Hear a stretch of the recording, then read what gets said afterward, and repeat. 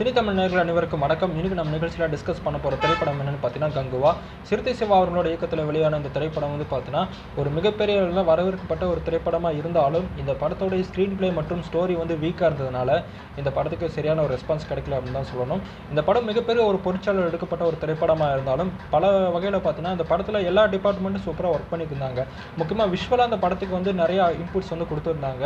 விஷுவலாக அந்த படம் பார்க்கும்போது நல்லா இருந்துச்சு. இந்த படத்தோட ஸ்டோரி மற்றும் டைலாக்ஸ் ரொம்ப வீக்காக இருந்துச்சு. அது மட்டும் இல்லாமல் இந்த படத்தில் பார்த்தீங்கன்னா சூர்யா அவர்களை 2 டைமென்ஷனில் காட்டியிருப்பாங்க. ஒன்று பார்த்தீங்கன்னா அந்த பழைய காலத்தில் இருக்கக்கூடிய சூர்யா அவர்கள் கங்குவா அந்த சூர்யா வரக்கூடிய அந்த சூர்யா கதாபாத்திரம் ரொம்ப சூப்பராக இருந்துச்சு. இப்போ ரீசெண்டாக மாடர்ன் வேர்ல்டில் இருக்கக்கூடிய சூர்யா அவர்கள் காட்டும்போது ஃப்ரான்சிஸ் அப்படின்னு சொல்லி காட்டுறாங்க. அது பார்த்தீங்கன்னா ரொம்ப ஆர்டிஃபிஷியலாக இருக்குது. சூர்யா அவர்களுடைய படமா அப்படின்னு சொல்லிட்டு நம்மளுக்கு ரொம்ப கேள்வி எழுப்புகிற வகையில் அந்த படம் அமைஞ்சிருக்கு. அது மட்டும் இல்லாமல் இயக்குனர் சிறுத்தை சிவா அவர்கள் பார்த்தீங்கன்னா ரொம்ப டெக்னிக்கலாக இந்த படத்தை கொண்டு போயிருந்தாலும் இந்த படத்தோட ஸ்க்ரீன் பிளேல பார்த்தீங்கன்னா ரொம்ப மெனக்கெடலை அப்படின்னு தான் சொல்லப்படுது. இந்த படம் பார்க்கும்போது ஸ்க்ரீன் பிளேல ஒன்றுமே இல்லை அப்படிங்கிற மாதிரி தான் இருக்குது. சூர்யா அவர்கள் பேசக்கூடிய டைலாக் ஆகட்டும், அவரோட சேர்ந்து யோகி பாபா அவர்களுடைய காமெடி பார்த்தீங்கன்னா அவ்வளோ ஒர்க் அவுட் ஆகலை. அதுக்கப்புறம் கோவை சரளா அவர்களுடைய கேரக்டர் பார்த்தீங்கன்னா ஜஸ்ட்டு ஒரு டைம் வந்துட்டு போகிற மாதிரி தான் இருக்குது. அதுக்கப்புறம் பார்த்தீங்கன்னா இந்த படத்தில் அந்த ட்ரைப்ஸ் மக்களை காட்டுறாங்க. ட்ரைப்ஸ் மக்களை காட்டும்போது பார்த்தீங்கன்னா அதை ஒரு அந்த நிலப்பகுதியை காட்டுறாங்க. 5 ட்ரைப்ஸ் இருக்கிறாங்க. மொத்தம் 5 ட்ரைப்ஸும் ஒவ்வொரு இடத்துல ஒவ்வொரு மாதிரி இருக்கிறாங்க. ஒன்று பார்த்தீங்கன்னா பாலைவனமாக இருக்கும், இன்னொன்று பார்த்தீங்கன்னா பனி விலகிற மாதிரி இருக்கும், இன்னொன்று பார்த்தீங்கன்னா ரொம்ப ஒரு மழை பெய்கிற ஒரு காடுகளாக இருக்கும் அப்படின்னு சொல்லிட்டு ஒரே இடத்துல 5 வகையான ட்ரைப்ஸ் வாழ்கிறாங்க அப்படின்னு சொல்லிட்டு காட்டுறாங்க. இது புவியியல் ரீதியாக சாத்தியம் இல்லாமல் இருந்தாலும் கூட விஷுவலாக அந்த படத்தில் பார்த்தீங்கன்னா அந்த ட்ரைப்ஸ் வாழக்கூடிய விஷயங்கள், ஆர்ட் டிபார்ட்மெண்ட் ஆகட்டும், காஸ்டியூம் டிசைனிங்கெல்லாம் சூப்பராக இருக்குது.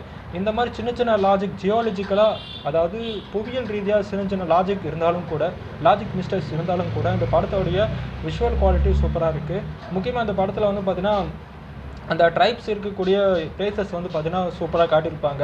நட்டி நடராஜன் அவர்கள் வரக்கூடிய காட்சிகள் நல்லாயிருக்கும். அதுக்கப்புறம் பார்த்தீங்கன்னா நம்ம கருணாஸ் அவர்கள் ஒரு சீன் பண்ணியிருப்பார். அந்த சீன் வேறு லெவலில் இருக்கும். அதில் பார்த்தீங்கன்னா நான் ஸ்பாய்லர் சொல்ல விரும்பலை. மேலுமே அந்த படத்தில் எனக்கு ரொம்ப பிடிச்ச ஒரு சீன் அந்த சீன் தான் சொல்லுவேன்.